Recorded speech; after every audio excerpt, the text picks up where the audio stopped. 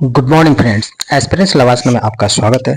दोस्तों, हम लोग एडिटोरियल करंट अफेयर्स मैगजीन को देखते आ रहे हैं कंटिन्यू, और 15-15 दिन के लिए इसका मैगजीन निकाला हुआ जो काफ़ी बेहतरीन है। अब तक हम लोग जनवरी देख चुके हैं, फरवरी का 15 तक देख चुके हैं। आज हम लोग स्टार्ट करेंगे 16 से 29 फरवरी।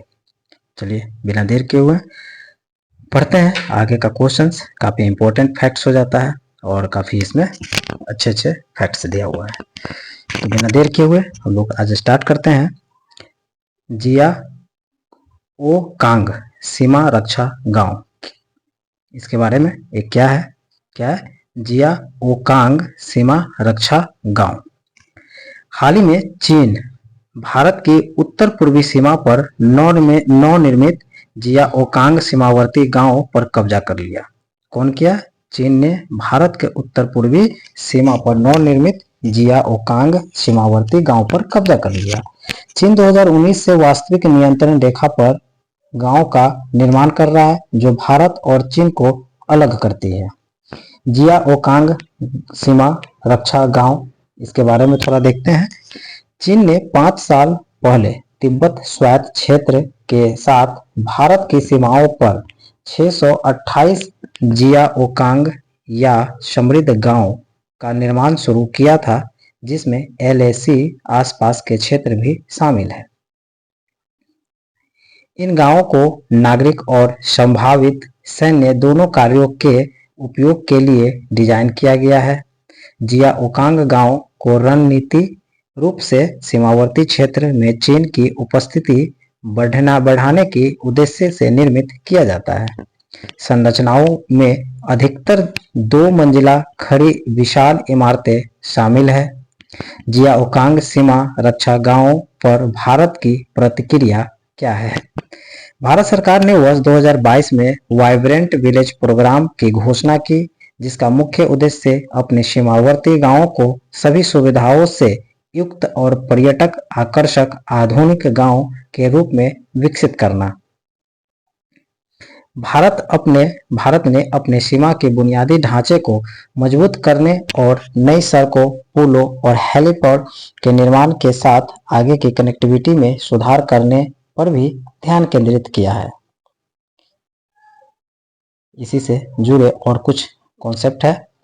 अरुणाचल प्रदेश के पूर्वी क्षेत्र और तवांग क्षेत्र के गांव को विशेष रूप से विकास करने के लिए लक्षित किया गया है, जो इस क्षेत्र में भारत के रणनीतिक फोकस को उजागर भी करता है।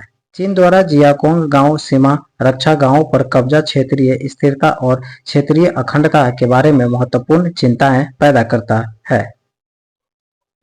ये सारे क्वेश्चंस था, पॉइंट था। जियाओकांग गांव किससे समर्पित है, कहाँ पे है? तो ये देखने को मिलता है किस पे चीन ने अधिकार कर लिया है।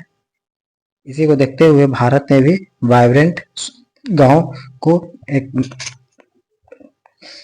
विकसित किया है, जिसके तहत जितने भी सीमावर्ती क्षेत्र है वहां पे गांवों को पर्यटक के लिए, उसके सुदृढ़ संरचनाओं के लिए बनाया जा रहा है। नेक्स्ट है रायसीना डायलॉग 2024। रायसीना डायलॉग 2024 भारत के प्रधानमंत्री द्वारा रायसीना डायलॉग के 9वें संस्करण का उद्घाटन किया गया। याद रखना है 9वें संस्करण, जिसमें ग्रीस के प्रधानमंत्री किरियाकोस मित्सोताकिस का उद्घाटन सत्र के दौरान मुख्य अतिथि था। तो इस पे 2 पॉइंट फैक्ट्स अभी तक मिला कि रायसीना डायलॉग 2024 9वें संस्करण रहा, और इसमें अतिथि कौन थे? तो ग्रीस के प्रधानमंत्री किरियाकोस मित्सोताकिस। इसके थीम की बात करेंगे तो चतुरंग, संघर्ष, प्रतियोगिता, सहयोग और डायलॉग में नीति निर्माता 6 विषय स्तंभों पर विभिन्न प्रारूप के बातचीत के माध्यम से एक दूसरे के जुड़ेंगे, जैसे कि टेक फ्रंटियर, विनियमन एवं वास्तविकता, ग्रह के साथ शांति, निवेश और नवप्रवर्तन, युद्ध और शांति, सशस्त्र और विषमताएं, बहुपक्षवाद और उपनिवेशीकरण, संस्था और समावेशन, पोस्ट 2030 एजेंडा, लोक और प्रगति, लोकतंत्र की रक्षा, समाज और संप्रभुता, ये सारे बातें थी। रायसीना डायलॉग की बात करेंगे तो यह भू राजनीति और भू आर्थिक विषयों पर आयोजित होने वाला भारत का एक प्रमुख बहुपक्षीय वार्षिक सम्मेलन है, जिसकी शुरुआत 2016 में नई दिल्ली में किया गया। 3 फैक्ट्स आया इसके। रायसीना डायलॉग का 9वां संस्करण रहा, ये 2016 में शुरू किया गया था। इस पर ग्रीस के प्रधानमंत्री आए थे। भारत के लिए महत्व क्यों है ये, तो देखते हैं। अंतर्राष्ट्रीय प्रतिनिधित्व विश्व स्तर पर अग्रणी भूमिका निभाने और महत्वपूर्ण योगदान देने की भारत की आकांक्षा को दर्शाता है। वैश्विक सहयोग की बात करेंगे तो दक्षिण सहयोग और वैश्विक साझेदारी को बढ़ावा देने की बात करता है। राष्ट्र हितों की पूर्ति में यह मंच विभिन्न क्षेत्रों में भारत की उपलब्धियों और क्षमताओं को प्रदर्शित करने और उसके राजनीतिक और आर्थिक हित को आगे बढ़ाने के अवसर को प्रदान करता है। सॉफ्ट कूटनीति की बात करेंगे। सॉफ्ट कूटनीति एक जिम्मेदार और लचीले वैश्विक भागीदारी के रूप में भारत की प्रतिष्ठा को बढ़ाता है। प्रेस सेवा पोर्टल, इसके बारे में देखते हैं क्या है प्रेस सेवा पोर्टल। भारत की सूचना और प्रसारण मंत्रालय द्वारा प्रेस और पत्रिकाओं के पंजीकरण अधिनियम 2023 के तहत शुरू किया गया प्रेस पोर्टल की डिजिटली प्लेटफॉर्म में है, जिसे भारत पत्रिकाओं के पंजीकरण और विनियमन को सुव्यवस्थित करने के लिए डिजाइन भी किया जाता है। इसके मुख्य बिंदु की बात करेंगे तो प्रेस और आवधिक पंजीकरण अधिनियम 2023 1 मार्च 2024 को लागू होगा। ये पॉइंट को याद रखना है। प्रेस और आवधिकरण पंजीकरण अधिनियम 2023 1 मार्च 2024 को लागू होगा। प्रेस सेवा पोर्टल पर समाचार पत्रों और पत्रिकाओं का पंजीकरण ऑनलाइन हो गया है। प्रेस सेवा पोर्टल कागज रहित प्रसंस्करण सुनिश्चित करता है और तत्काल डाउनलोड के लिए ई साइन सुविधा, डिजिटल भुगतान गेटवे, QR कोड आधारित डिजिटल प्रमाण पत्र के साथ सेवाएं प्रदान भी करता है। यह प्रकाशकों को 48 घंटे के भीतर अपने प्रकाशनों के ई संस्करण अपलोड करने और प्रेस सूचना ब्यूरो को मासिक रूप से भौतिक प्रजातियां जमा करने का आदेश भी देता है।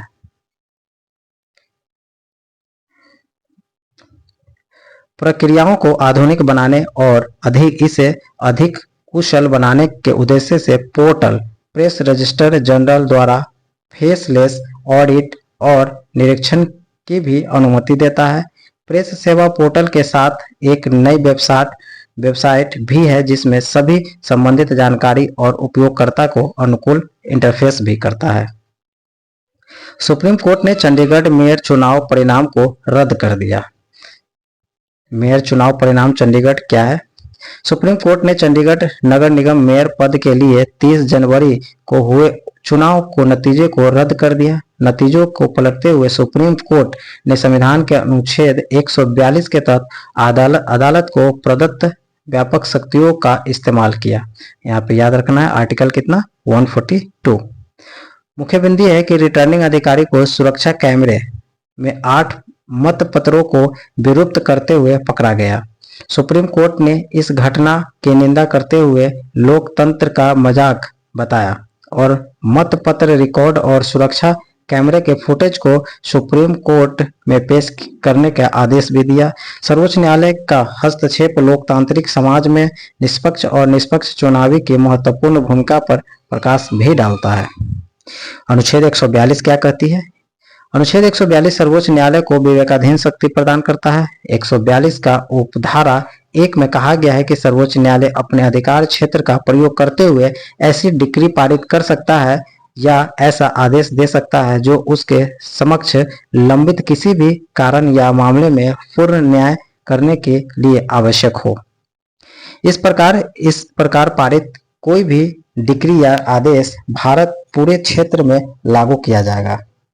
महत्व की बात करेंगे तो सर्वोच्च न्यायालय फैसला चुनावी लोकतंत्र मूल्य को सुरक्षा करती है।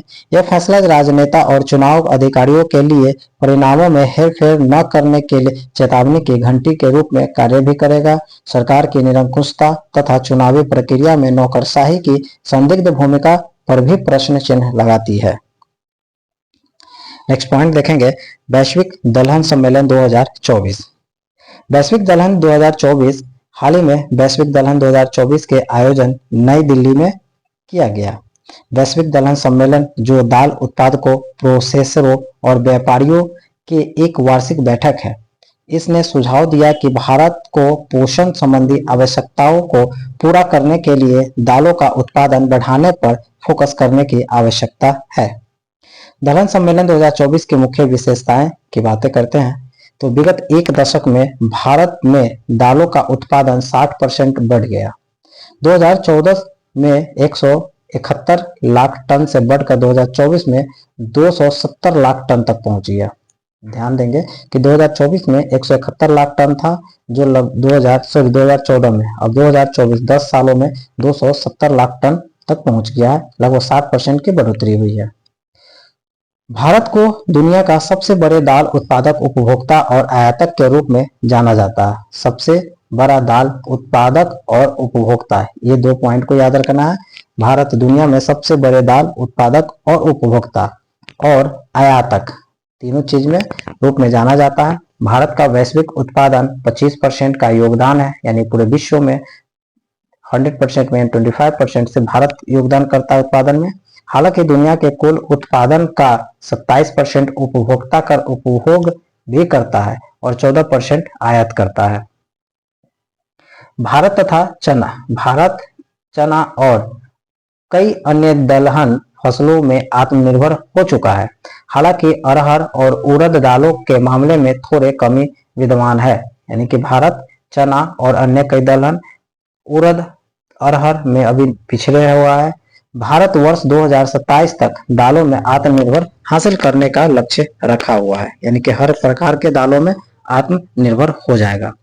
ग्लोबल पल्स फेडरेशन GPC, यह एक ऐसा संगठन है जो दुनिया भर में दाल उद्योग का प्रतिनिधित्व करता है। इसका गठन ग्लोबल पल्स कॉन्फेडरेशन और इंटरनेशनल स्टार्च इंस्टीट्यूट के विलय के माध्यम से 2016 में स्थापित किया गया था। इसका मुख्यालय दुबई में है। क्या है? ग्लोबल पल्स कॉन्फेडरेशन का मुख्यालय दुबई में है।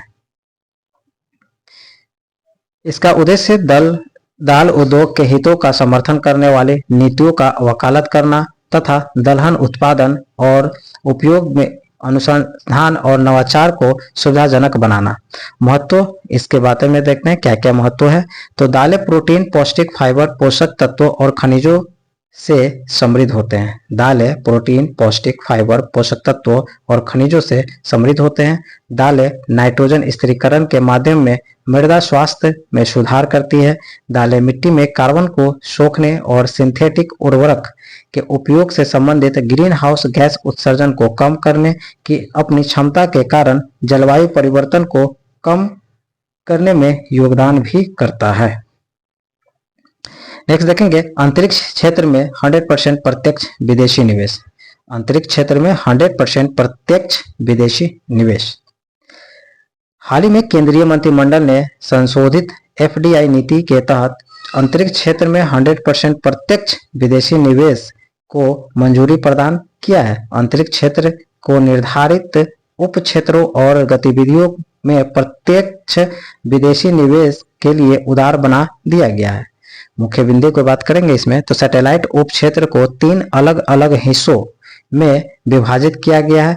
सैटेलाइट यान, सैटेलाइट और सैटेलाइट घटक। उदारीकृत प्रवेश मार्ग है जिसमें 74% ऑटोमेटिक रूट है। उपग्रह विनिर्माण एवं संचालन, सैटेलाइट डेटा प्रोडक्ट और ग्राउंड सेगमेंट और उपयोगकर्ता सेगमेंट, ये सारे चीजें देखेंगे।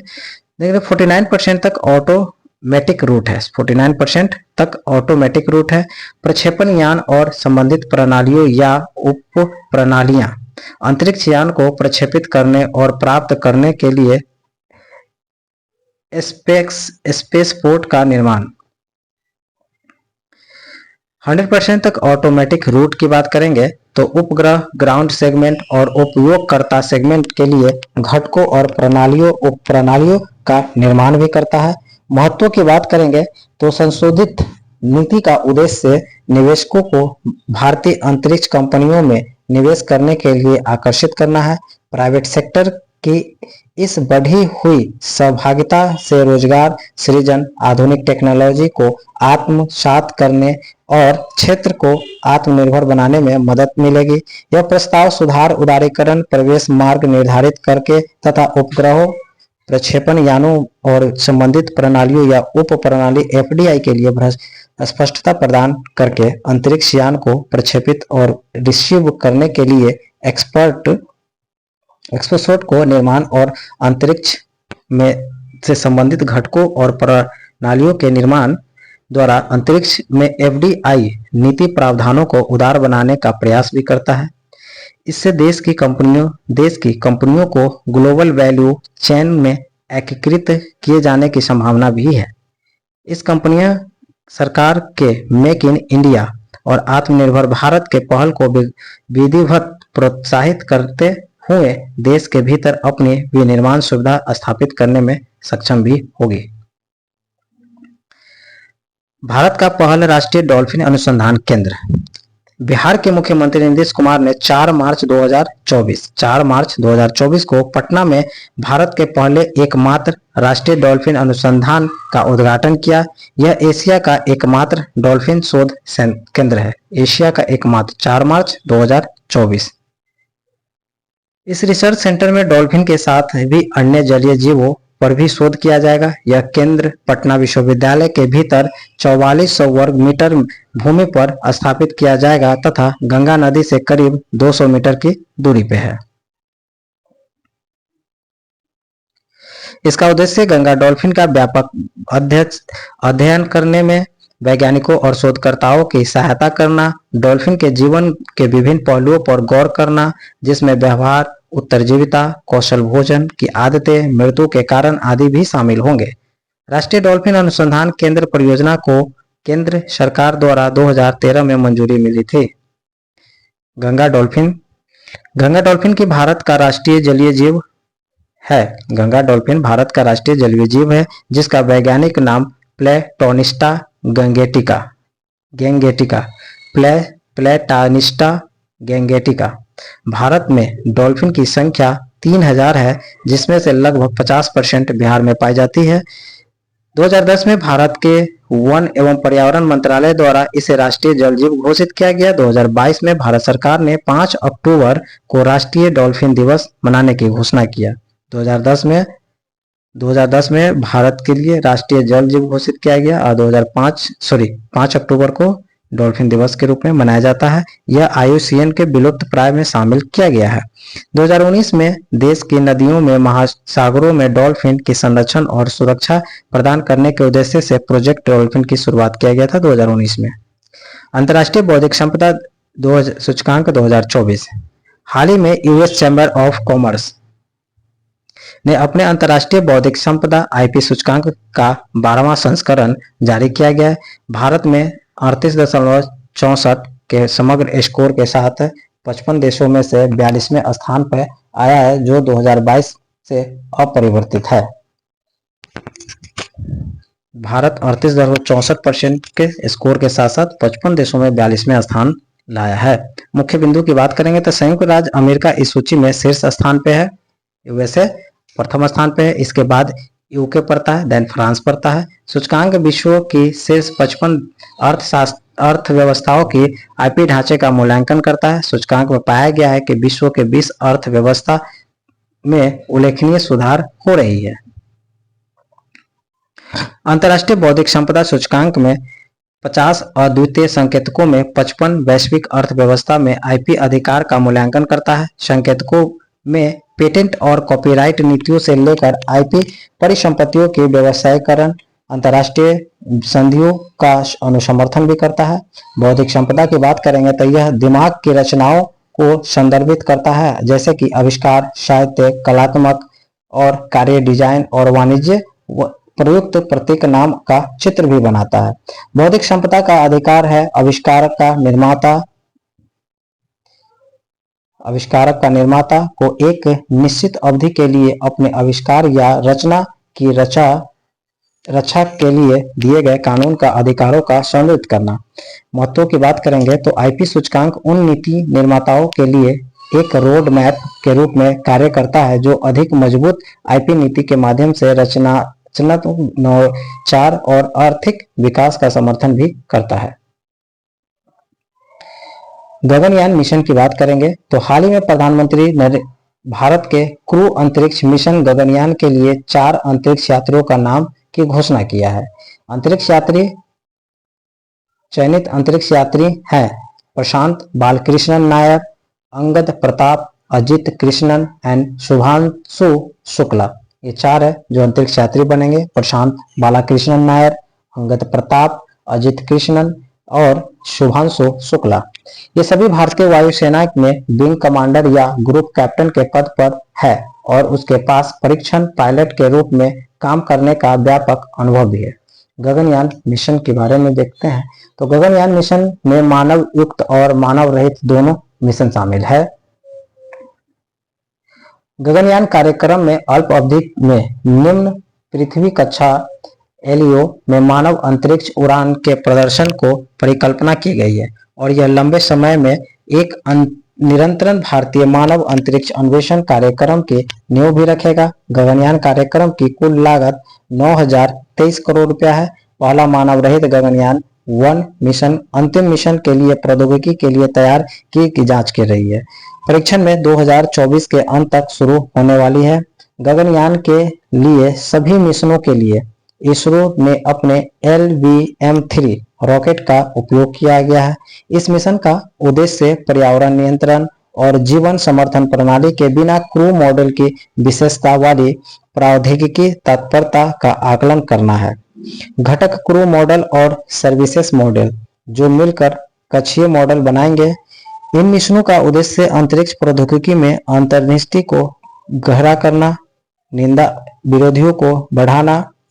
विरोधियों को बढ़ाना और व्यक्तिगत दवा को विकास में योगदान करना। ये सारे गगनयान मिशन के काम है। गार्भिनी GA2